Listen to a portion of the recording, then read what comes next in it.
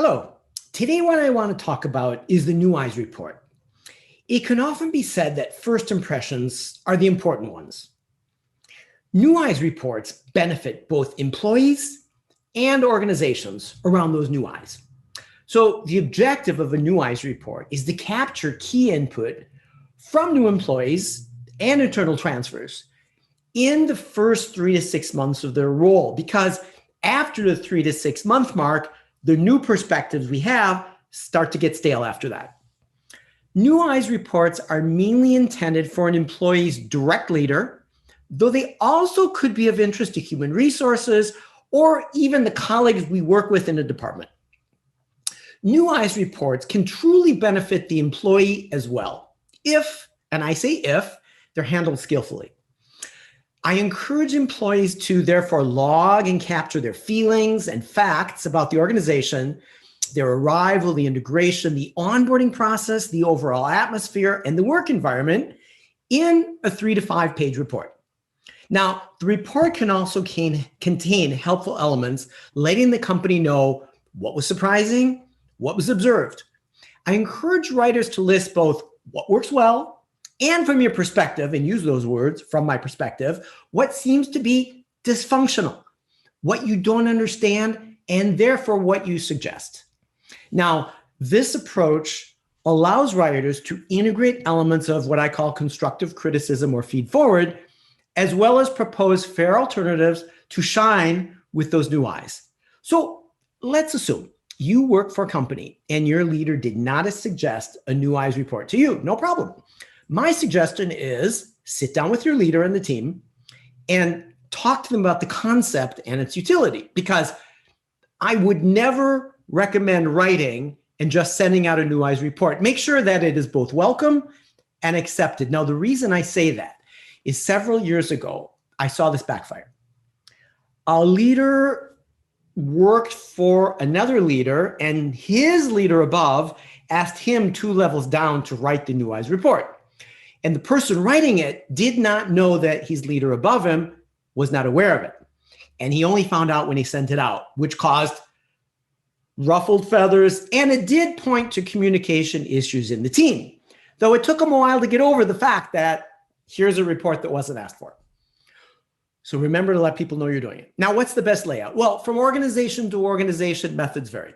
Some companies, new hires could be interviewed informally by HR and relate their findings back. Though for me, the drawback here is you really don't know how your ideas are going to be represented. So always bring a 3 to 5 page document. In other organizations, some places say, well, just make a presentation, do it nice and informally. Let's do a larger organization. We'll have an audience. We'll do some Q&A at the end. The important thing is not to find yourself in front of a blank page and not know how to structure the report. Couple things you may want to include and think of. How was the recruitment process, or how was the internal transfer process? What was the onboarding process like? Did you have equipment on the first day? Did you have a phone? Were there introductions made? What were your key achievements in the first months? How were they made? How were the goals set? Did you have objectives? Was there coaching and mentoring to be successful? What's the cultural fit to the organization? What's the leadership culture like? How accessible are people in your department, your area, outside your department, in other parts of the company? Do the corporate values match what's on the website to the way things you see? How's the workplace life balance? Do you have a job description and a scope outline? Though, whatever you do, remember to be balanced in your thoughts and their delivery, stating what's working well, what might be missing, and what could be even better in the future. That way your critiques are always constructive. And if you show problems, propose solutions. And my encouragement is for organizations across the board to make this part and parcel of their onboarding process. So it's never about people sneaking around to investigate or anything like that. It's just part of the way things are done. After 3 to 6 months, let's talk about your onboarding. Let's talk about your New Eyes report. Though to be successful, we have a logbook here. They'll keep a logbook written. And do look at my podcast about that. I talk about logbooks. So observe what goes on. Ask questions. Be inquisitive. Write things down, take notes. And remember, it's not an audit. You're only there to share your impressions. And a final piece of advice.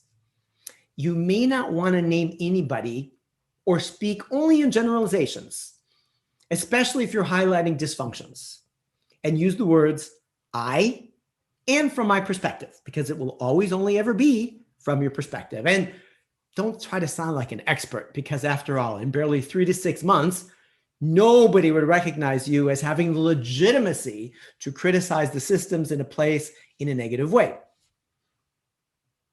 So remember, it's about sharing what your new eyes pick up on.